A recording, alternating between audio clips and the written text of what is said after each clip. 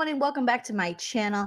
Stand-up comedian and a Bravo television superfan Joleen Lunzer here to roast and recap the Real Housewives of Beverly Hills. If you're joining live, hello, smash that like, you guys. And thank you for joining. Hit that subscribe. We're on our way to 44K. I have a goal, a lofty goal, to get to 44K in 10 days. Can we do it? I don't know. I'm not sure. This goal might be a little too big. Hello to Pam. Hello to Carolyn, you guys. But I just have that goal because I turned 44 on February 17th.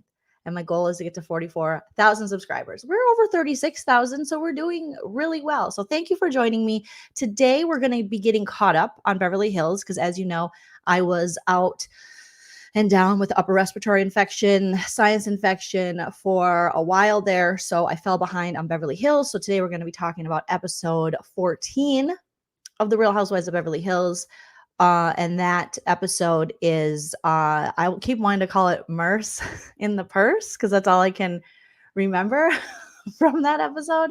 But it has a different name that's like kind of dumb, like aches and spains or something like that. All right. So hello to everyone joining me in the chat. Make sure you smash that like. We're going to do what we do over here, which is roast and recap. We take a comedic look at the Real Housewives of Beverly Hills. We do our little impersonations. I give you my very blunt opinion about the show and all of the characters. However, you don't have to have the same opinion. You're welcome to have your own opinion in the comment section and in the live chat. And we can all just agree to disagree if we do disagree. That's my opinion! All right, a quick shout out to you guys. Thank you so much. I premiered my video that I did about the Toms on Nick Vile's podcast. I did a roast of that. The video is over an hour long. I painstakingly watched it, roasted it, and also did more editing than I've ever done in my life. And it was really fun, but it took days and days and days. But thank you to those of you who have been watching it and supporting me and getting my numbers up on that video, because I wondered, like, am I going to be spending all this time on a video that nobody wants to watch? But it seems like you guys do want to watch it, as we are well over 1,000+ views on that video. So keep playing it, liking it, sharing it if you're in any Vanderpump groups, Vanderpump Reddits, Twitter, anywhere you share or get information about Bravo. Feel free to share my video if you want. No pressure at all.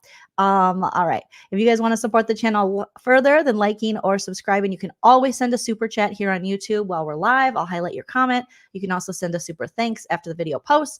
Check out my YouTube membership if you want to become a member like Colleen is here. Also my Patreon. I have a Patreon as well. You can check that out or hit me up on the Venmo, Cash App, PayPal, or just, like the video. Thank you so much, Christy and Plants. I appreciate that. I saw your comment and it really means a lot.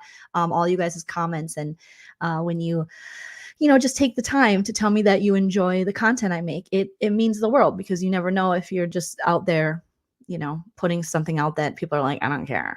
And most people aren't going to care, but I love the people that are in this little lean team community, and that you guys tell me when you like something. I really, really, really appreciate it. All right, so let's get into this episode. I'll also be live tonight after the airing of Beverly Hills Housewives in the East Coast. I'm going to watch it in the East Coast time, even though I'm a West Coast gal.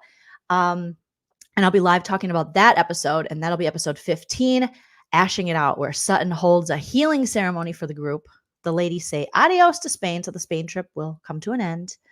And they have a dinner, and then Kyle opens up to Dorit about her relationship, I'm assuming with Mauricio.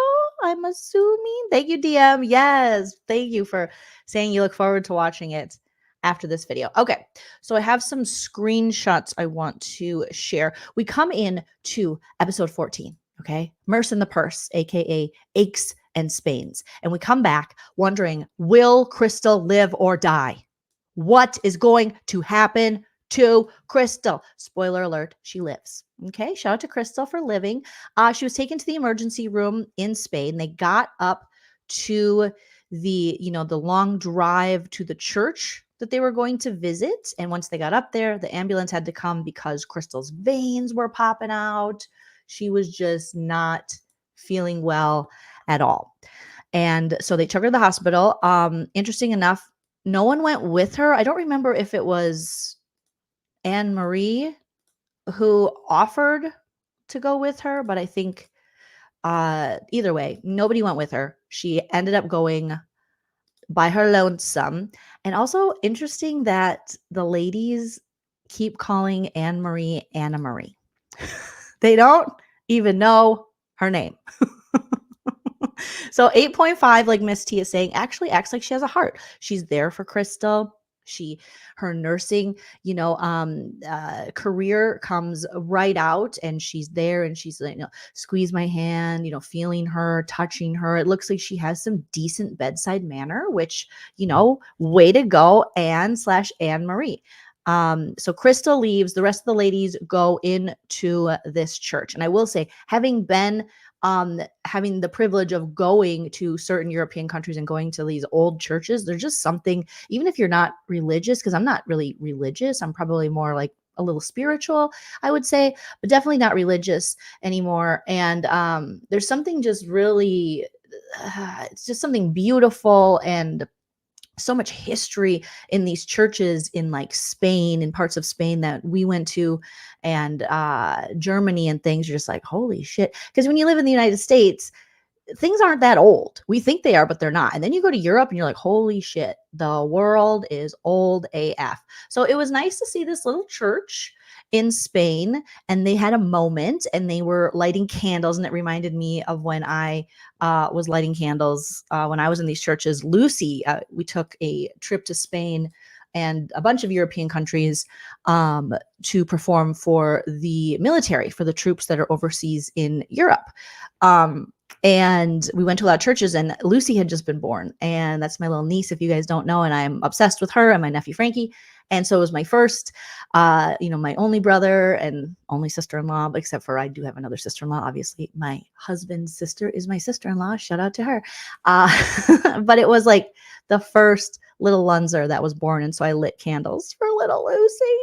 And I kept the I don't know if you're supposed to, but I kept one of the candles basically I stole from a church. But God is one of us, Joan Osborne said, and he would forgive me because I wanted to, give that to Lucy one day. I don't know what I was thinking. Anywho, so they have these moments and they're lighting candles, and it's very Catholic of them. And then I think Dorit's like, I can't do that being Jewish, but I can put out like good vibes and stuff. And then it was interesting to see Erika be like, it's scary to go to a foreign country hospital. I don't know how scared I would be in Spain. I guess if I didn't speak the language, it would be scary. But I always like how Americans act like, there are some countries I'd be like, I don't want to be sick there. But a lot of European countries, I feel like I'd be like, big deal. But I love how Americans want to pretend like the United States is somehow has, our healthcare system on lockdown. And let me tell you, we don't. All right. I would be afraid. I'm sure when other people, actually, I know that when other people from other countries visit here, they're afraid because they're like, we're going to get a bill after this, or we're going to go bankrupt. So interesting that they're all like, it's scary to go to a foreign hospital. I'm like, it's scary to go to a US hospital. Oh my God. I went to urgent care for my upper respiratory sinus infection, and I got treated like I went to the one in Minnesota, and then when I came back, I felt worse. So I went to one out here in California where I normally have a good experience. But I saw a nurse practitioner that was the devil, for lack of a better word. And I love our healthcare providers, and my husband's going to school to be an RN right now. So all the props, but she would treated me like I was there trying to score some good pain meds, just trying to get antibiotics for sinus infections that I get on the regular. And then I've had surgery for my sinuses and deviated septum and stuff. And she told me I was urgent care hopping. It was the worst experience I've ever had at an urgent care. And I'm like, I thought that's why you go to urgent care. I was afraid my ear had plugged. It had gotten worse. I thought I might need antibiotics. And she reluctantly gave me amoxicillin, but told me that my immune system's ruined and my gut is shot. And I'm like, you could tell all that from looking in my ear for 5 seconds? Oh, okay. Okay. Yeah. Right, Pam. I'm sure their hospitals are good. I'm sure they're good.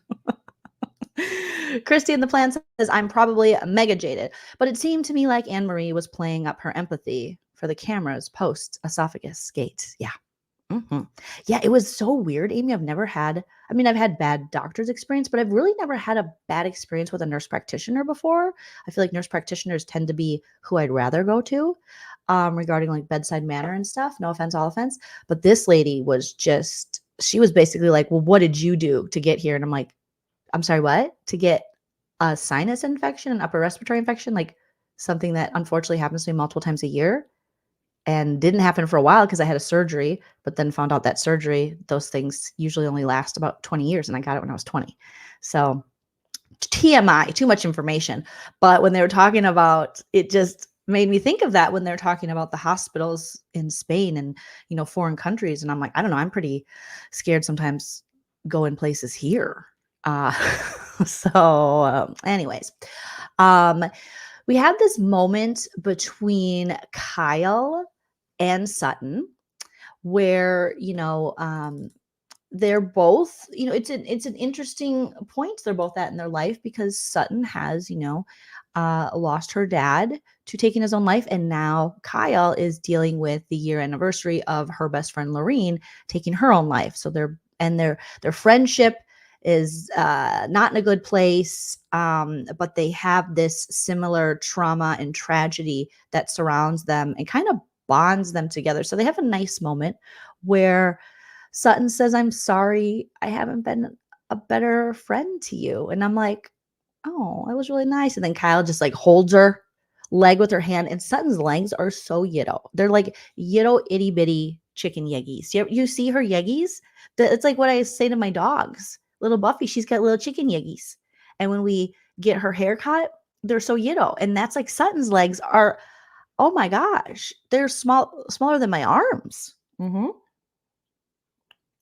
then again, my arms aren't that small. And yes, Pam, great observation. Kyle doesn't apologize. She's like, yeah, you have been a bad friend. It's like, okay, thanks, Kyle. Kyle did the best Kyle can do, I guess. Kyle comforts her with her claw. Poor Kyle. It's the plight of women, especially LA women. You can fix your face, you can fix your nose if it says so. You can do, like the TLC song, make me feel damn I'm pretty, unpretty, or make me feel I'm pretty too, or whatever that song was, You can buy your hair if it won't grow. You can fix your nose if it says so. You can get all the facelifts you want, and these women look fantastic, but our hands age. They do. I already have like age spots, and it's just how it is. And I know that a lot of people have commented on Kyle's hands. I think her hands are great. They look very strong. They look like they can lift a lot of shit. They've done a lot of stuff. But how long is it going to take until we start, as I'm saying this in my head, I'm like, until we start being able to get hand jobs, which, for so long, that's had only one meaning. But when can we get these lifted and resurfaced? You get a facelift, you can get a hand lift or a hand job, if you will. Not that they need them. I wish we could all just grow old gracefully, but we can't. And I don't even know if I want to. Okay. So yeah, I'm not judging. I'm just like, that's the one thing you can tell. The neck and the hands don't lie on women. Why can't I get a neck job? I already want a neck job. I have more lines on my neck than I ever did in my whole life. My whole life. Yes, I see older women. I saw a lot of ladies in LA, and also when I lived in Arizona, and they would wear gloves and carry umbrellas to protect their skin. But I think it's too late for me because I have a lot of these little brown, you can see them here. It's so funny when you're young, you have brown spots on your face or your skin. They're like freckles. And then when you get a little older, they're like sunspots. And then when you get really old, they're like age spots. So maybe I need to do vitamin C. Let me know if there's a way for me to get a hand job as a woman. That's what I'm really wondering. Oh my gosh. Yes. Smash that like. Miss Dugan, thank you so much. Smash the like. All right. So they have this, time in the church, time in a bottle, and apologies that Sutton gave, but not Kyle. And then they go to this little downtown area. And let me just pull up some of the screenshots I have of that. And they're greeted by this adorable man with a guitar, this adorable Spanish man who's like, I'm here to tell you all about this town and sing you a song. And Sutton is wearing a Muppet hat. I don't know. Now, at first, when Garcelle, I think it was, or Kyle told her that that hat was hideous, I was like, couldn't be that bad. And then she wore the hat, and I was like, oh, yeah, the hat is really bad. You guys, did you notice how bad that hat was? Let me find a screenshot of that hat. But it's a really interesting hat. I guess it protects you and protects your face and things. So it's doing its job, but it was, here we go. I got it. I got one. We got it. Oh, let me throw these over here. I don't want too many pictures of Tom Sandoval since I did that video. Oh my gosh. Like, get off of my computer, sir. I am ready to delete. Control Alt delete. Okay. So Sutton, I mean, she looks like a damn Muppet or something with this thing. All right. Let's share the screen because you're like, Joleen, I don't remember what you're talking about. This is what I'm talking about, this hat. It has cutouts on the bill of the hat for eyes. I mean, she can see, but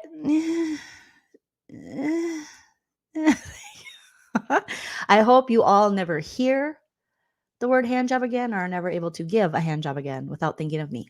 Okay. Thank you so much, Christy. Care Bear, thank you for being a member for 29 months.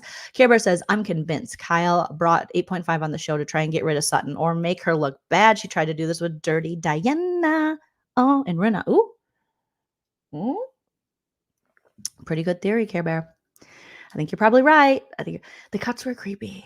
Yeah. Oh, that's what it is. Anna. Perfect. It's a Ninja Turtle. She looks like Donatello, Raphael, Michelangelo, and the other one. You know, she doesn't look like Master Splinter. She doesn't look like April O'Neil. She looks like a damn Ninja Turtle. Oh, yes, yes, yes. Or a McDonald's character, Grimace. Or she looks a little grimacy. It's a very interesting hat that Sutton's wearing. So they go into the downtown area and they have a lunch, you know, ladies who lunch and they're just, you know, eating their salads, moving the lettuce along on the plate. And that is when Garcelle brings up the conversation she had with Dorit, the Karen of it all. And Dorit's like, oh, okay, we're going to start talking about Beverly Beach by Dorit and me again. Okay. I love how Garcelle just will bring up something and she'll be like, you know, I know this was 7 days ago, but Dorit and I had a great conversation about how bigoted and small-minded and how she doesn't recognize microaggressions. We had this conversation and Dorit's like, oh, no, we're back to that. Okay, I thought we were done. So they're at this, you know, beautiful. She looks like Amy. Yes. Great emoji. So they're at this beautiful outdoor lunch. And then Garcelle's like, yeah, I mean, Dorit and I had a great conversation, went to lunch, and Dorit's like, oh, you called me a Karen. She's like, yeah, I just think you don't understand the privileged background you come from. And so I did. And Dorit's like, well, I appreciate you educating me. Thank you so much. But I am very worldly. I'm also Jewish. Okay, thank you. And Garcelle expresses herself. I thought it was overall a productive conversation. You know, they were able to have understanding of each other and open the conversation. Garcelle, she will bring these conversations out. She goes, I know it's the shoes and the trips and the money and stuff, but these are the type of conversations that bond you as friends. And I agree with her. When you learn more about each other's backgrounds and why people act the way they do and a better understanding to really, you know, get to know a person, that will make the relationship a lot stronger than these surface level Birkin bag party relationships. Now, I know some people don't want to watch the Housewives and hear these conversations, but I don't mind these conversations. I actually like it, and I love to see Dorit squirm. So I'm fine. Dorit then says, I just want to tell you, Garcelle, that my father is Israeli. And I'm like, no. I mean, we knew this, and we lived in an area where people would say very anti-Semitic things, and we had to move around because there were no other Jewish people. And it was actually very interesting to learn that about Dorit. I had no idea. And I mean, I knew about, she's opened up about her parents before. She's opened up about being Jewish before. But, we really didn't know that Dorit had experienced anti-Semitism, and so she shared her story. And then Garcelle was like, "Oh, okay, great. We got to know each other. Awesome. Maybe you could just educate yourself a little more and have more friends of color, and then we can, really be making some damn progress." But I think it was a good conversation, but I also can't imagine how frustrated Garcelle must be every time she has to sit at another lunch or dinner with these people seasons later after Kathy Hilton says, I was friends with Michael Jackson. I don't see color. And you're like, Kathy, that's not how it works. That's it's actually more problematic to say you don't see color, or if you have to whisper the word black, you're implying that there's something wrong with being black. And that's just, you're white, you're black, you're brown. I mean, you're just noticing someone's race isn't racist, as long as you're not doing something extremely bigoted or hateful, or judging them based on some stereotype that follows that. But it just must be very frustrating for her to sit there and be like, these ladies really haven't even read a book, or really don't. Because even Kyle's like, thank you for letting us talk about that and not getting mad. But also, there's a time where you should probably just educate yourself about the world you live in and the people that are around you. And also, if you have friends of color and things, you should maybe just educate just a little bit. It's not like a lot. It's not like they're asking you to go full woke. You don't got to go full woke. If you're scared, you don't got to go full woke. You should never go full woke anyways. All right. Then it just becomes a little performative. But you should just at least like care about your friends of color and understand their journey and how it's different from yours, and how some things might affect them, whether it be words, actions, things out in the world, and how your privilege plays into that. I mean, just maybe a little bit. But Dorit and Kyle are like, thank you for not being aggressive. I mean, yelling. I mean, what's the word I can use? They're just so scared now. And they shouldn't be. They should just again, fix the problem. Fix the problem. Right, Susie? Sandoval's a liar. Sandoval's a liar. So they have a good productive lunch. I feel like they're making progress. Do I think Dorit's a little bit of a Karen? Yes. Yes, I do. A little bit. A little bit. Do I still enjoy Dorit? Sure. Sure, I do. Do I think she can do better? Yeah, I think she can. Do I think, Garcelle's tired? Yeah. Yeah. I think she's tired. I think you can ask most of your friends of color in the United States if they're tired of having to explain shit to white people that they live with on a daily basis. They'll say, yeah, we're fucking tired of that. Fucking tired of that. And just understanding the basic definition of privilege. And it doesn't have anything to do with a monetary thing. It's just little things in the world. We talk about all the time when I cover Big Brother, but just you see yourself represented in the media in all different kinds of corporations and jobs, and there's products for your hair at stores. And there's just that's a privilege of being able to go somewhere and see yourself represented and see the things for your skin and your hair there. That's part of the privilege. That's part of your white privilege. But anywho, I don't want to get too far gone into it. But it's always, I just feel for Garcelle. I'm like, oh, these ladies. I mean, Erika, she seems a little bit more, she's like, yeah. And then, Garcelle put all of their white minds at ease and said, I don't think any of you are racist. They're like, oh, thank God. Oh, thank God. I thought I was going to get canceled. I have so many followers on Instagram. I can't take getting canceled. I need to have people not think I'm a bigot. Oh, I have so many brand deals. Can you say that again? We want to record you. Garcelle says we are not racist. Therefore, we are not racist. Thank you. Thank you very much. Okay. Moving on. Then the ladies have to get back. They have to get back because Trevor is coming over. Trevor and the erudites, the sophisticates. I'd never heard that word before. I'm not very sophisticated though. Are coming over. And, MERCE in the purse. Sutton knows Trevor from the MERCE Cunningham School of Dance. And MERCE is a big deal. And she brought his ashes there in a Ziploc bag. And Trevor, her friend, is going to be there with all of his special architect friends who like built a city, not on rock and roll, but bricks and mortar and stuff. And so she's like, we got to go. But I'm going to be honest with you. I side with Kyle and Dorit, Erika, Garcelle on this one. You cannot take me on vacation in a cute little city with a bunch of cute stores and tell me I can't go inside. I'm sorry, Trevor, you're going to have to wait. You and MERCE and the person are going to have to wait. MERCE ain't going nowhere. No offense, all offense. He's fine. Okay. RIP MERCE. But I need to hit those stores up. Now, the fans, who doesn't love a good fan? But Dorit bought 7. That's a problem. Okay. You didn't need 7 fans. Okay. They're in Old Town Barcelona, super cute. I would want to hit all the shops. I'm the same way as Kyle. I know it's a problem, but oh well. I love shopping. I told my husband I love being a consumer.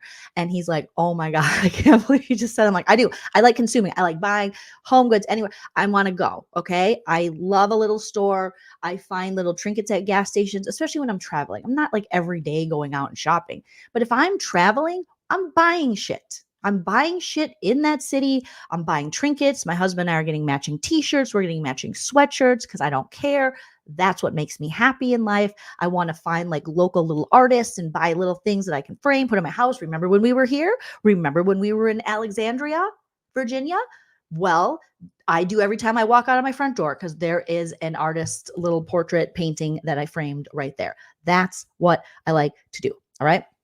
So they walk by a fan store and you would think it was where they could buy Birkin bags because these ladies are hauling ass. Kyle runs so fast, full on shopping addiction into this fan store. And Dorit pulls Sutton along. Sutton's like, y'all, we gotta go. Y'all, we got MERCE. I got MERCE in a Ziploc bag. We can't be doing this. And Dorit's like, oh God, but look at all the fans. Oh, there's so many fans. I could put it in my hair. I could put it on a bear. I could wear it on the stair. Oh, I need the fans. Now they are beautiful fans. Okay. I'd say 3 fan max. I don't think you need 7, but she bought 7 fans. 7. Pam says, aren't they there for several days, lots of time to shop? That's a great point, Pam. But again, if I'm near a shop and you say, you can't go in, Joleen, I'm going to be like, no, that's not going to work. No, my husband is like, we'll come back. I'm like, well, no, I can't guarantee I won't die tonight. You know what I mean? So I can't come back. So I need to go in now. Now, Kyle also apparently they sold fans and string bikinis, little itty bitty stringy bikinis. When Kyle was holding up this bikini, and I know she's in the best shape of her life, she looks awesome. She was holding up this tiny, tiny top to her tots. And I was like, that wouldn't even fit over my areola. And I'm not like a large areola'd woman. It was tiny. Did you guys see? I thought I had a screenshot of that, but the swimsuit Kyle bought. And now I guess the trend is to layer your swimsuits. I don't even like one swimsuit. So 2 swimsuits is not going to do it for me. That's going to add more bulge. That's a very, very, very thin woman's game. Okay. If you're doubling up your bikinis, good for you, girl. That means you're in the best shape of your life because I don't want any more fabric. Actually, I want a lot more fabric on my body, but just in one piece. But as Kyle's holding this up, I'm thinking, I'm constantly baffled at how vaginas don't just slip out of swimsuits more often. I'm constantly baffled by and I understand this makes me old and this makes me cuckoo and wear whatever you want and you're beautiful and do it. But I'm constantly baffled at when the trend became a perma snuggie. Why do I want my swimsuit, my underpants? It started around, I'm going to say 2005, 2006, maybe 2007. When all of a sudden they started doing those like hip hugger undies, but they cut in the butt kind of. And I was like, why do I want a perma snuggie walking around? Like just a thong or boy shorts, hipsters, or bikinis. And then we added this new perma snuggie one. And now it's swimsuits. Now everybody's swimsuit is up their anus. No matter where, every picture, there's some chick just, oh, sorry, Teddy. My poor dog is like, what is mom doing? Sorry, Teddy. He's laying down. It's just, she's got her butt lifted and she's got her, it's just, and she has to show that part. When did the butt crack become the sexiest part of the body? Okay. When did we all of a sudden go, oh, I have to lift my bottom? Not saying I'm not going to do it. If I get in Kyle Richards shape, I'm going to be a hypocrite and probably do it. But when did we have to be in a pool and do our head over our shoulder while our ass is out with our swimsuit up our ass? Why not just take the bottoms off and just show me full butt at this point? Because you're just walking around with something not even like comfortably like thonged up your butt, but just like there's so much fabric just shooting up the booty hole. There has to be like aerospace dynamics and scientists that can look further into this, but it can't be good for the honest. I don't know. I could go on a rant as I have, but the perma snuggies, I don't get it. Yeah. All you have to do is Google Kyle Richards in 2023 in bikinis and you will see her layering bikinis. It's like a bikini top over another bikini top, bikini bottoms over another bikini bottom. Oh, gosh. Valerie said, I'm baffled how much that tiny amount of material costs for a swimsuit and just the top, bottom not included, right? And now they sell them separately. How dare you? How dare you? Companies that make swimsuits sell those, they have to come to, I can't just wear the bottoms. I guess you can mix and match, but then even a mix and match, you should pay for the set. How dare you? I can't just I guess if, we're in Europe, they have topless beaches. You can just walk around with your tots out. But like in America, we're all, one nation under God, and God doesn't want to see our tots, allegedly. So we can't do that. That's heathenism here. Okay. I could go on and on and on. But there's Kyle with her, walking yeast infection there. I was always told you have to let the vagina breathe, and that kind of tightness and tiny coverage is I don't think it's breathable. I think it's suffocating your labia majora. Was that what it's called? No. Anyways, it doesn't matter. Ask a gynecologist. I'm sure she's going to say it's not good for you. So they buy a bunch of stuff super quickly. Erika Jane is happy that she can buy Garcelle a necklace. She's like, I'll be your sugar mama. Honey, I got it. Don't worry about it. You bitches didn't believe me about the ring, but I got it back. I don't care what Erika Jane says. I don't care what she says till the day she dies about this. She should have. I don't care what her lawyer said. I don't care what Tom Girardi. The right thing to do would have been to get the ring and then cash that bitch out and give the money to the victims. Even though they're not technically your victims, as she says, it's still the right thing to do, to show like, I feel bad. Take this, all of you. It's like the Jesus, and eat. This is my body. Okay, take this, all of you, and spend it. This is the ring that Tom Girardi gave me under false circumstances, allegedly, with possible victims' money. To have all those people looking at you, I've never understood why. I get she wants to, I barely get, but I get that she wants to clear herself of this, but the best way to clear yourself is to show empathy. And apparently there's going to be a part 2.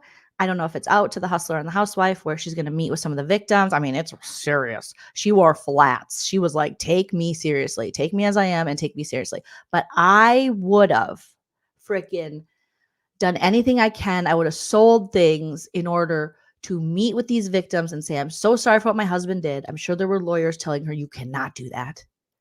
And she was maybe for a time still a part of Tom Girardi's defense, and it was going to impact how much money she would get. But all that would it would go to the wayside of me being like, I want to do something for these people. I would cut all, I know it's easier said than done, but I feel like I would cut all ties with that man and do something for the victims. Because when you hear those victims tell their story, it is heartbreaking what Tom Girardi did while Erika Jayne is married to him. We'll never truly know everything that Erika Jayne knew. She says she has no idea. Okay, whatever. But do something, Erika. Do something. But yeah, I think she was talking about her earrings, right, Carrie? Erika has really leaned into just Kelly saying the legal victories, but gives no. Yeah. Okay, you won. So now take some of that money, because how much money do you need? You're never going to be able to probably recreate the Tom Girardi lifestyle because it was based on thievery from victims of horrific crimes and accidents. That's dirty blood money. So really, you only need so much, and give back. So I'm gonna have to watch that House Hustler and the Housewife part 2 and do a roast and recap, because when I saw Erika Jayne showing up in a blouse with high-waisted work pants and flats, I was like, oh, she is here to get some sympathy. You guys seem to be not believing it. Nina says Erika's only concerned about her future / lifestyle. She thinks she's also Tom's victim. Yeah, no. Bernice says Erika showing empathy is the same as Cruella DeVille. Cruella DeVille joining PETA. Not gonna happen. Valerie said early, show empathy. Oh, that's right. She doesn't know what empathy is. She's being taught. I actually believe her. And she might not. She might be telling the truth there, because like Amy said, just a little bit would have went a long, long way. But last season, Erika was atrocious the way she spoke. She goes, I don't give a fuck about anyone else but me. Honey, I don't care about anyone else but me. So now she's pissed. She thinks the women should have, should be like apologetic to her for now having these victories in court. But it's like, no, Crystal's assessment still stands. And I stand with Crystal on this one. You should give a shit about the victims. I care more about the victims than I do about Erika Girardi getting her big lavish lifestyle back. Because Erika, if anything, she has the platform, she has the resources to be a rich woman for the rest of her life. Now, the victims of Tom Girardi, they do not. They do not have that same privilege, if you will. They really don't. And they suffer and struggle every day. And you lived within that money and within that system for so long. Like, you got to pay it forward. You got to pay it forward. But Pam says, I'm starting to like Erika this season. She has come down in the world and knows it. Yep, she's definitely been knocked back down. A little bit of humility, but I will say she could use some more. She could use some more. I see what you're saying, Pam, but I definitely think she could use just a little bit more. Let me play a quick little commercial break here while I have to blow my nose. Excuse me, guys. The troubles with the sinus infection. Where's Meredith Marks when I need her? The rumors, the nastiness, the rumors, the nastiness. You want me to go there with her husband? I can go there. You can leave. I love that song. It's such a banger. The rumors, the nastiness, the rumors, the nastiness. You can leave. Yes, April. Hello. Hi, Lean Team family. Hello. Thank you. That part about the platform. Amy, great point. She could do a charity show for the victims. Hopefully, whenever she's out of this, I have a feeling that maybe it's lawyers and people telling her she can't,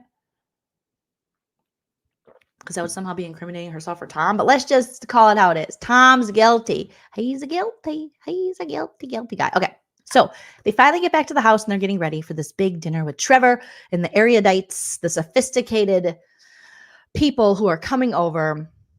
And Erika is getting sloshed, okay? They are back at the castle that they're staying in, the haunted castle that we haven't seen any ghosts. I'm so tired of these housewives going on vacations and being like, it's haunted. And then we never see anybody get killed. No offense, all offense. We never see any ghosts or anything. We just, they create little sound effects. I can do that too. So Erika is like, I gotta meet up with. I've been drinking vodka sodas all day. Honey, I gotta meet up with fucking Sutton's erudite friends. I mean, sophisticated bitch. I've been around the block, if you know what I mean. Tom's block. Honey, I may only have a high school education, but I know about Beirut. Okay. So she starts chugging more vodka soda. Something's telling me that this is triggering for Erika because this was her previous life. We saw the interaction she had with Tom Girardi. It was never that great. He was always kind of talking down to her. That's why rich, problematic, asshole men like that marry younger, pretty wives with less education so that they can talk down to them and they can feel better, and it makes them have to take less Cialis or something. So, but Erika, I will say she did pick up a lot of information, and good for her. She's like, honey, I listen. I like to listen. And she does. We saw this when Sutton was quizzing the ladies on the Sprinter van when they first got on the trip. And Erika's like, that's your mom's name. Your brother's name is Bobby. Yep, I remember. And Garcelle's like, I don't know anything about your life. Sorry, I don't remember. So Erika was, like Dorit said, I guess, drunk Rain Man at this point. She was so intoxicated. She shows up in a lizard green dress. And I looked up this, it's a snakeskin, sorry, this dress, because there's a site called wornontv.net. And usually it tells you the price, but it's Robert Cavalli. All right. And Erika's dress, she looks good. Ozempic did her well, but it didn't say the price, unfortunately. And I think maybe they don't make the dress anymore, but you can go there and kind of check out all the housewives outfits. And sometimes it's pretty interesting to do. And so she meets Trevor. So the friends have arrived. Trevor's there and he's like, oh, hello, darling. Oh. And then Erika's like, oh, you must be one of Sutton's friends. Okay, yeah. No, you go first to the bar. You're the guest. He's like, oh, no, honey, you go. No, you go. It reminded me of the show I'm watching right now, Truman Capote and the Swans. Capote versus the Swans. If you're not watching it, check it out. If you love Ryan Murphy shows like I do, and it's one of off the Feud franchise that he did previously with Betty Davis and Joan Crawford, which was so good. Now he's doing a show about Truman Capote and the Swans, the socialites of the time that outcasted Truman Capote when he wrote about them. So it's like a fictionalized look at that, and it's so good. So it reminded me of that when he's like, "You go, honey." And she's like, no, you first. He's like, you first. You first. You first. Honey, you first. You're the guest of honor. Because she can barely stand at this point, and she knows it. She's like, I need you to go to the bar because I'm going to stumble over there. Now, we do see that the little hot chefy chef, I forgot what is his name, Spencer, you guys, put it in the chat if you remember. But the chef that they're hitting on has a daddy. What? Chef Daddy? Chef Daddy is there. And once you see Chef Daddy, you're like, oh yeah, that chef looks like a fetus. Okay. Chef Daddy, he was feeling himself. Now, I'm not normally a Chef Daddy gal. My husband's chef enough for me, but when he has this little like gray little chest hair sticking out, all like bubbly, looking like he's left the bubble bath, just coming out of his shirt. And I was like, okay, Chef Daddy. And they're making paella. I don't know why I say it like that, but it's just fun, paella. And Erika's like, honey, I can't grill any cheese. I just got my earrings back, bitch. And Garcelle is like, I'm going to take daddy home. Storm. Thank you, Pam. Storm. Yes, DGF. Thank you. Oh my God. Sorry, there's someone from Twitch over here, and he gets the funniest questions. Natasha. Hi, Natasha. But Chef Daddy, after you get, after you're a little older woman, you're like, oh yeah, you don't want that like little baby face guy. You're like, no. He's giving me a little John Quinones, which we all know is my celebrity crush. Don't judge. No offense, all offense. I can't help it. It's John Quinones for life. So where's his wife? And so Garcelle's like, I'm going to take daddy home. Yeah. And, Even Crystal was like, hell yeah, you know, because Rob is very much older than her. So we know Crystal likes a silver daddy. They're both like, forget the child. And I'm like, ooh, not in Hollywood, ladies. Don't say that there. Oh, God. Oh, Lordy. So then Sutton comes over, like, oh, yeah, who is that? And Sutton's like, oh, there's a Chef Daddy. Hey, Chef Daddy. You know, me and Garcelle are going to compete for Chef Daddy. She'll probably win because she has bigger bosoms. Well, you never know. Chef Daddy might not be bosoms, but I kind of think Garcelle would win. And I think Garcelle would actually, I think she would make a cute couple with Chef Daddy. Chef Daddy. And then Garcelle's like, then I can be Storm's mommy. But I don't think you should be sexually attracted to your stepchildren, even if they're adults. I think that's that should be illegal, right? Totally. But it was just a funny little moment that the ladies had. I mean, this episode wasn't anything that was going to just be like, it was funny once we got to the drunk Erika Jane and all that, but it wasn't an episode. It was a little more filler than we've seen this season of Beverly Hills. But it was fun. It's fun to see them kind of just like lusting after Chef Daddy, you know, after Storm's Big Daddy with the bubble chest hair. That was interesting. Kyle is like, oh, hi, I'm sober. And Crystal's like, I have to be sober too, because Crystal is now back from the hospital. She's back from the hospital. She says she's only drinking water that might be lemonade. And she found out she has high blood pressure, which important to talk about because these health scares, I mean, holy shit, very scary. And it runs in her family, and her dad always taught her the signs, much like my dad was always like, do you smell gas? Because he was terrified the house was going to blow up. And so we always were on the like, there's going to be a gas leak because, you know, your parents' fears passed down to you, and it's a lot of fun. And then my dad had a head injury, unfortunately, playing father-son hockey with my brother in the early 90s, where he lost his sense of smell due to like a TBI type injury. And so then it became on us kids to make sure the house didn't blow up. So I understand when she was explaining that she knows the symptoms, because I too know the signs of a gas leak in the house.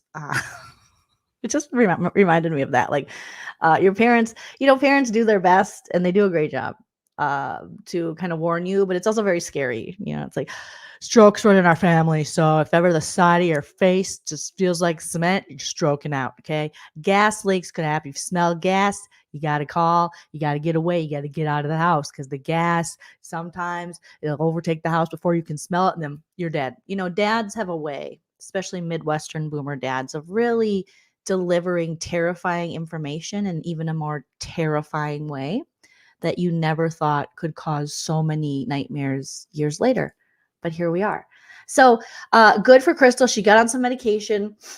Garcelle says she understands. She also has a family with high blood pressure. High blood pressure can be extremely scary, just like, you know, low blood sugar, high blood sugar. We had an incident with my dad when I was back in Minnesota where his blood sugar just like jumped up, and he is, you know, being a diabetic, very scary. And we found out it was because of NyQuil. He wasn't feeling well and he took NyQuil. And that is basically like taking a 10% shot of alcohol, and that can shoot you up. Or no, it shot him low. Sorry. It shot him down. It was very strange. And then we had to, you know, work to get his, and by work, I mean, he had to have sugar to get it back up, and then it shot up, and it was just a whole thing. So these little health scares, they can happen at any time, and they're very, very scary. Very scary. Hypoglycemic, my husband in the chat. So April, you've had Bell's palsy? And I thought I'd show. Bell's palsy is no joke. And what's crazy about Bell's palsy is I've known people with that, and it can last. It seems like there's really no time frame. Is it forever or is it a week? You know, I've seen people last with Bell's palsy for quite a long time until it goes away. I don't know a ton about it, but I remember having a few friends that were dealing with that, and I was like, oh gosh. I mean, the body. Natasha says, I got diagnosed with type 2 last year and I'm 39 alive. Natasha, all the love, all the good vibes to you. And you are alive and probably even, you know, paying more attention than you ever have, which overall is, you know, in a messed up way, it's like an awakening you didn't necessarily want, but awakening that will probably save you and make you live a even longer life in the long run, because you're paying so much attention to your body. And a lot of us, we just, I'm speaking for myself, take for granted how amazing the body is and how much it can endure and how much garbage I can put in my body. And it's still like, okay, girl, we're good. So yes. Oh no, it flared up again. I'm so sorry, April. It lasted a month for you. Ugh. My husband says lots of patient education with diabetes. If you're diagnosed, you have to learn so much, much love. Yes, I have a lot of people in my family with diabetes, and they have had to get a quick education in that. And just being around like my dad, there's so much he has to take into account and so much he has to pay attention to that I don't even pay attention to, and I need to start.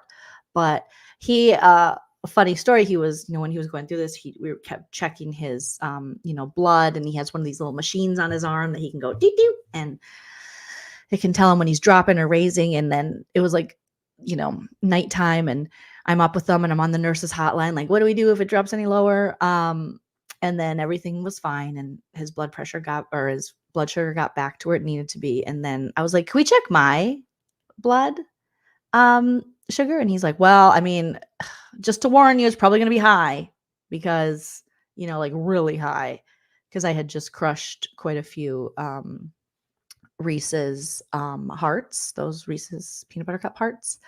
And I was like, okay. And then he checked it and he was like, it's normal. It's kind of like how Nana is, but you still have to be careful with that. But the look on his face, it was just like all the frustration of how much he has to pay attention. And I just like crushed a bag of Reese's hearts, which not good for you, but you gotta live a little, just a little. I could live a little less. And him being like, oh, this chick, she's just got normal blood sugar. Well, good for you. Good for you.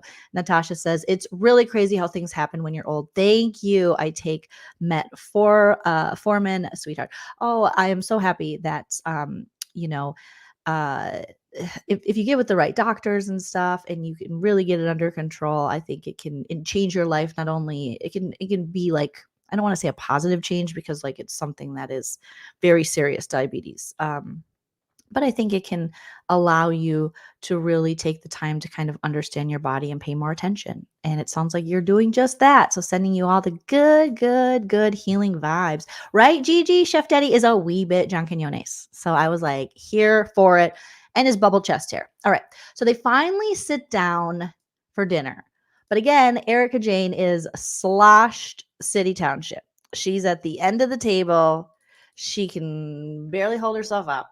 I mean, Erika has looked gorgeous every day, but if you drink all day, no one looks good after they drink all day. And then if you drink all day and you're over 50, it's not going to be good. So Erika's like, but it was amazing being so drunk. She still paid attention to everyone. All of these erudites, I hope I'm saying this right, these sophisticated friends of Trevor's are sharing all of their wonderful professions, and they're so worldly. And all the ladies like, and then Erika's like, okay, yeah, you want Beirut? There's still a civil war there, right, honey? Yeah, what are you, Shiites? I got it. I know all about the Shiites. Don't even get me started. Yeah. Love them. Love everybody. I've been there. Yeah.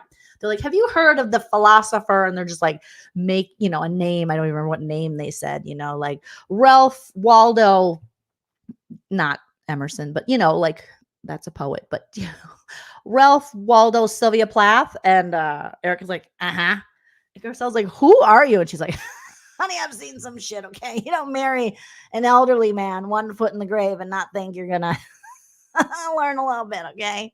He was old as fuck and his dick didn't work. But let me tell you, we had to sit through a lot of conversations with a lot of dignitaries. Tell me more. Okay, yeah. Isn't they say Beirut? Okay, yeah. Isn't that the... Honey, that's like LA because it's like mountains meet the sea, kind of Big Sur vibes. You know what I'm saying? And okay, I know what's up. Erika just had this like epiphany and all these facts and things. I was like, write a book. She should legit not write a book on like, it's expensive to be married. Not such a superficial book. Write a book of what it was like to be married to Tom Girardi and also all the interesting people you met, the interesting stories, and what it felt like to be sitting there as a woman from Georgia who was a cocktail waitress, was exotic dancer, and then went on to marry this like wholly successful judge that had all of this power in this town and was so corrupt. Like, write that book. Yes, Erika is drunk smart. Who is drunk smart? I wish I was drunk smart. I am drunk stupid. I am dumb and dumber. It is. But Erika was impressive. She's like, honey, I understand. There's lots of, are you Christian? Okay, because you can be Muslim, and the Shiites.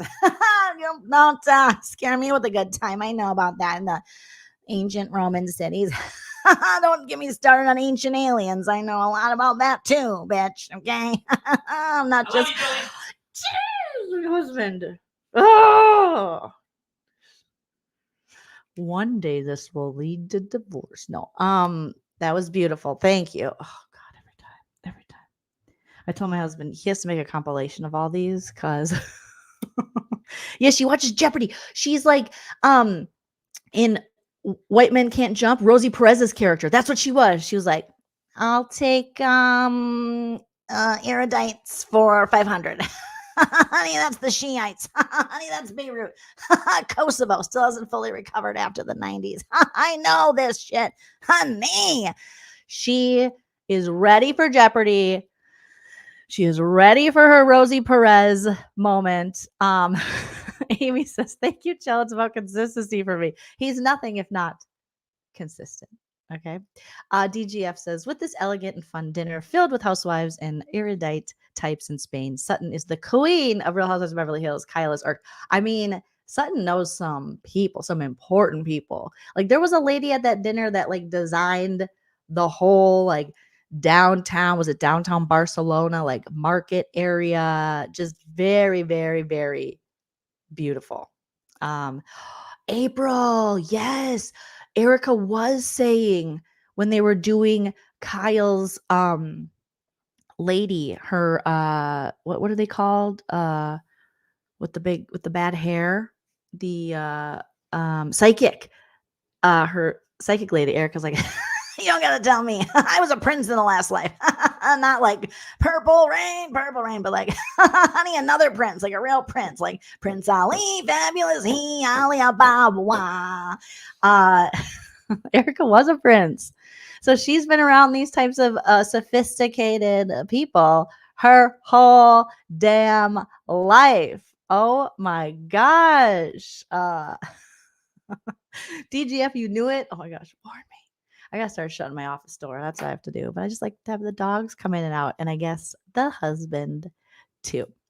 But it was nice to hear the story. And it was nice to hear Trevor's story about Sutton because we get to learn a little bit more about her. And he's like, oh yeah, Sutton was just like a lady. I always knew you grew up to be a lady. It was like really sweet and kind of creepy that Trevor was like, I always knew you grew up to be a lady. And she's like, yeah, I learned about all kinds of things from Trevor. I learned about what was one of the things I learned about? Teabagging. Yeah, it's not just for chamomile and Earl Grey. It can include the ball sack. I'm not against a good teabagging. And then we find out that Sutton lived in Brooklyn. So in her early 20s, she moved to New York on her own. She was independent. She was still dating Christian, her ex-husband. But she was really living her best life. And she looked at this MERCE gentleman as like a second father to her. She really respected him. She was like the office manager by the rules, but it seemed like Trevor kind of pulled her out of her shell. And then Erika's like, honey, Brooklyn, what a dump. Oh my God. I mean, highly offensive, Erika. Yeah, but so on brand for Erika to be like, Brooklyn, what a dump. Maybe she was being sarcastic, as in, assuming Sutton has always just had all this money and a Southern belle and would never live in Brooklyn. But if you've been to Brooklyn lately, it's like, I mean, I never was in Brooklyn when Brooklyn was Brooklyn. I've only been in like the gentrified Brooklyn, I feel like. So, yeah, it's interesting. But I was never in like the Biggie Smalls Brooklyn, which, is like real people from Brooklyn. And I'm sure those areas of Brooklyn still exist. I'm not a Brooklyn aficionado. I'm not I don't know much about the Brooklyn, but when Erika said, honey, I've walked across the Brooklyn Bridge, which was so beautiful and fun to do. But then I just walked into like little tiny stores everywhere. Very reminiscent of, what did it remind me of? It kind of reminded me of like Georgetown in not California, out east. When I was walking around Georgetown, it gave me that kind of vibes with like the little stores and things. But they had fun stores. Yeah, it's a whole vibe. It's a whole vibe now, and it's very artsy and things like that. But I do know that there's a whole other part of Brooklyn that like people who really grew up in Brooklyn and generations of Brooklyn, it's just like a whole different culture and style than what it's kind of been gentrified to now. So I feel like I'm getting more of like the washed out version, but it's cute. It's cute. It's very expensive. It's very expensive. DM says ex stripper calling Brooklyn a dump. Got it. DGF says I used to party in the Bronx, in the Boogie Down Bronx, and Brooklyn in the 90s. A quick drive from Detroit. It's not the same fun place. That's what I hear. I mean, I was never as cool as DGF, and I didn't go to New York until my 30s. So by that time, Brooklyn was far, far different. And so I never got to experience that. But what a time to be alive, DGF, and the memories you must have. Amazing, amazing, amazing.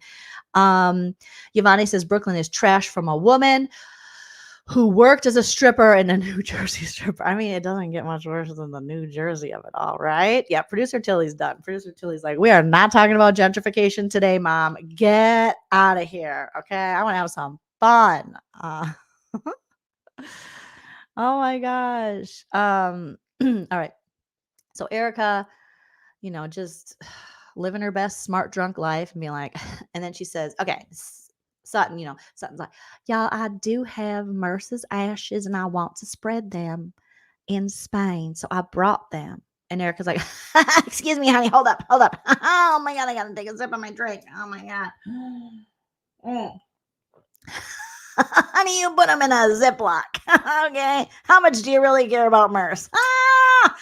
And then Sutton says, well, that's how you travel. I mean, justice for Sutton and the Ziploc. I'm sure there's a better way, but really, when you're traveling with this stuff, you don't want the ashes to leak out. And you have that. If you got a good Ziploc bag and you have that like it's like double protection.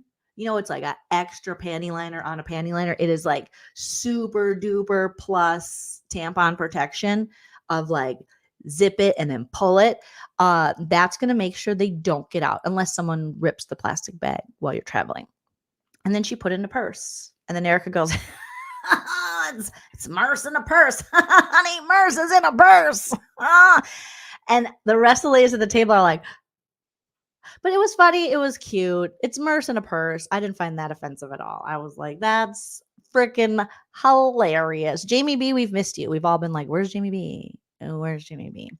Poor MERCE is right. But really, I assume they make some kind of travel bags for ashes for people that want the ashes and want to travel with them and to spread them along the places where their loved ones love to travel or be or meant something to the family. But Sutton was like, I just got a couple Ziploc bags. They're the extra zippy zips, and they got the little clip. It's not just and you just like, squeeze it shut. It's also got the little pulley thingy. So he's not going nowhere. He's not going nowhere. All right. And if she would have brought the urn, what if the urn would have, freaking opened up? So once this started happening in MERCE in the purse, then the episode really started getting better and better and better. And then by the end, Erika Jane pulled like an Irish goodbye. She was just like, honey, let me tell you about Beirut, Kosovo. Where else have you been, honey? Okay, Shiites and stuff. All right, I'm leaving. And she walks off. She's just like, goodbye. Erika. Everyone else is like, oh my God, thank you so much. Thank you so much for coming. And Erika's just like, honey, I've done enough. My shirt's caught on the mic. And she leaves the party that way. She just walks off. She's like, goodbye. In the beginning, she's like, no, you go. Honey, you go. Oh my God, you're so special. She starts off being that drunk where you're just complimenting everyone, kind of like Denise Richards was when she pulled up to Kyle's cannabis party. You know, she's like, she's spectacular, yes. And Dorit's like, Erika's drunk when she's out there giving compliments. And then by the end of the night, she's like, okay, thank you. Which way is out? Is it over here? Am I going? Okay. Oh, look it. There's a trinket. I'm going to bring it to my room. She was so fun drunk. She wasn't let me scoop back up. She wasn't that angry drunk we've seen in the past. She just was like, she just took off. And Kyle and them are like, thank you so much. Thank you. Thank you so much. We really enjoyed meeting you. Good night. And then Erika's like showing up in people's room. Honey, I'm lit. What are we doing? What are you doing? Talking to ghosts? Are you going to go bang Chef Daddy? Honey, what's going on? And then I think Garcelle's like, you need to leave. You and Kyle need to leave off my bed. And so she did. Next morning, we wake up. Garcelle, no, not Garcelle. Sutton is going to have this ceremony on their last day where they all are going to take these leis. It's kind of like what they did on Jersey with Teresa Giudice when her mom passed. And they had those leis, and they had that when Margaret got her that, before things went so wrong for her and Margaret, got her that beautiful flower piece and set it off to sea, and it was really beautiful. And now they're all going to do that with these flower leis that they're going to be wearing. They're going to set their intentions and send stuff they don't want off and good stuff back or something. And they're going to release MERCE from the purse and the Ziploc bag.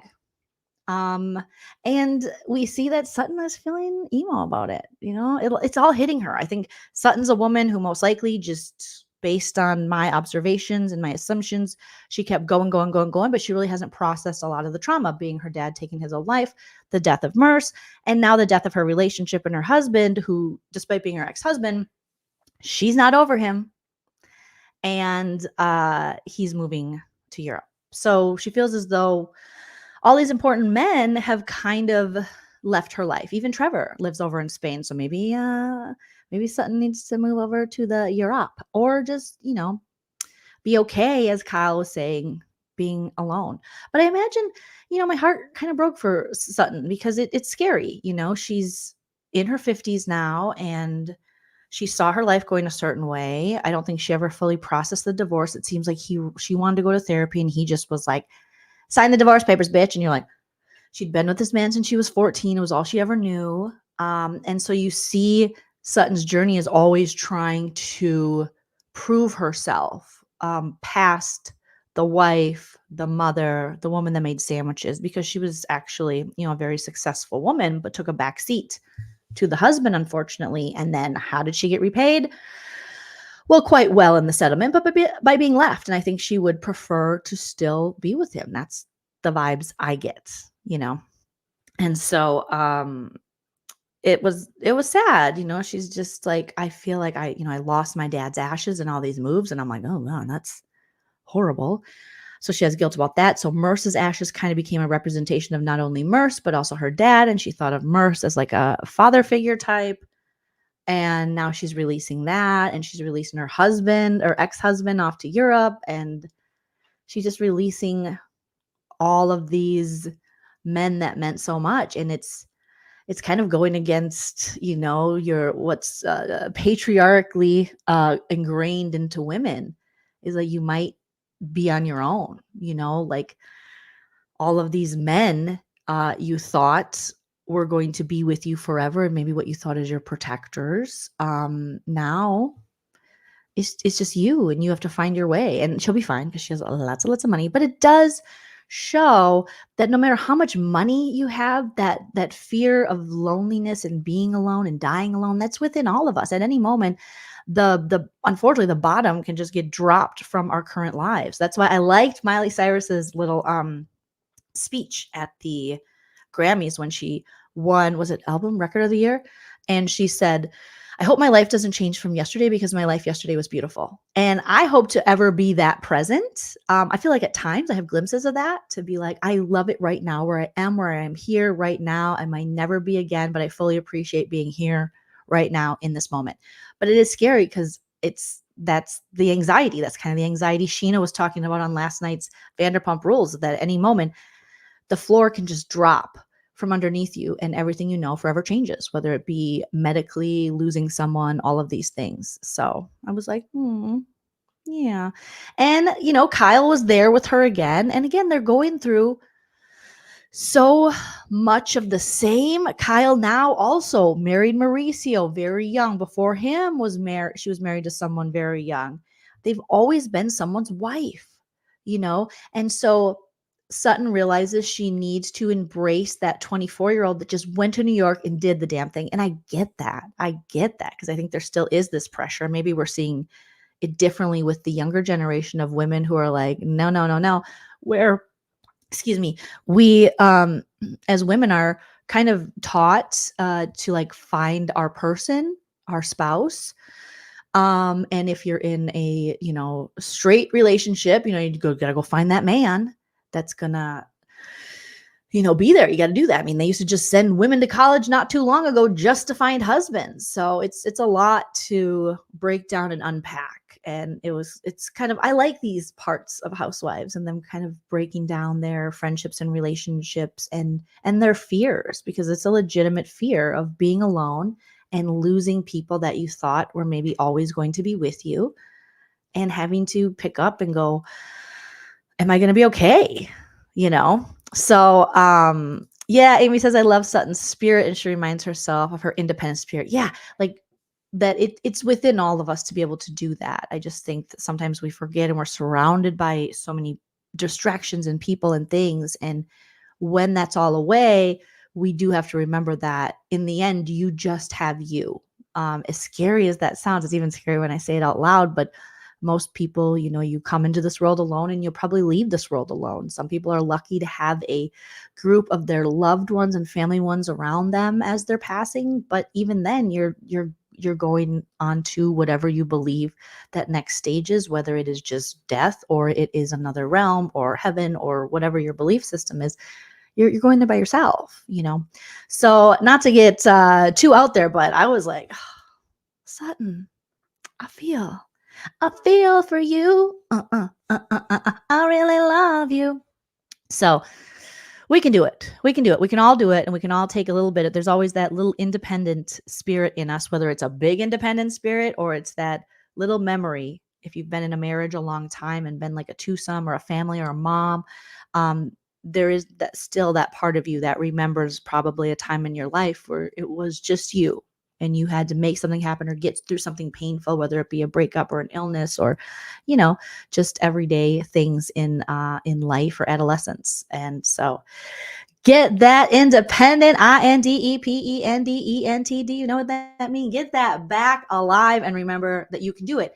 And you don't need no man to do it. I say that as a married one, but you don't need no man to do it unless it's John Quinones. So we're going to see in tonight's episode this little ceremony, and I'm sure it's going to be very emotional because Kyle just losing Lorene and Sutton being open about being emotional about this, and Dorit just cries, and Erika will hopefully be drunk again, and it'll be a really nice time. So that's my breakdown of Real Housewives of Beverly Hills, MERCE in the Purse, Aches and Spains, episode 14, our roast, our recap. We had some fun. You guys are amazing. Shout out to everyone in the chat. Shout out to my members. Care Bear, thank you so much for being a member for 29 months.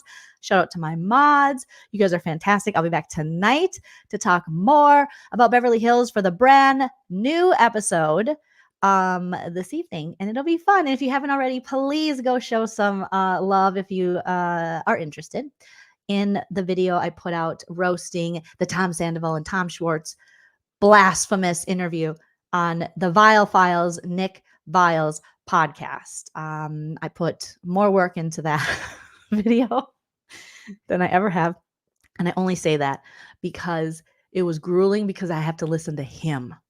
And I don't know how much more I can listen to Tom Sandoval. I think I am now getting to the point where I'm like, he could just go. We don't really need him on the show. He's learned nothing, whatever. But I'll link it at the end of this video as soon as I can. But if you're looking for it, it's the video I uploaded earlier today. It was not a live, it was a pre-record. So go show it some love. Comment, let me know what you thought. If you're interested in more content like this from me, maybe a little shorter, but just experimenting. Never know what you guys like. And if there's other things you'd like me to roast or look into or take a deeper dive into, whether it be in pop culture or Bravo, any of these universes we talk about, 90s things, put it in the comments. I would love to hear your suggestions because I had a lot of fun editing this video and getting into it. I just didn't have fun listening to Tom Sandoval. All right. Long Minnesota goodbye here. Let me knock Erika Jane off. No offense. All offense, Erika Jane. But thank you guys. Smash the like, comment like I said. I'll see you tonight. And always remember to enjoy yourself. It's later than you think. Bye. If you like what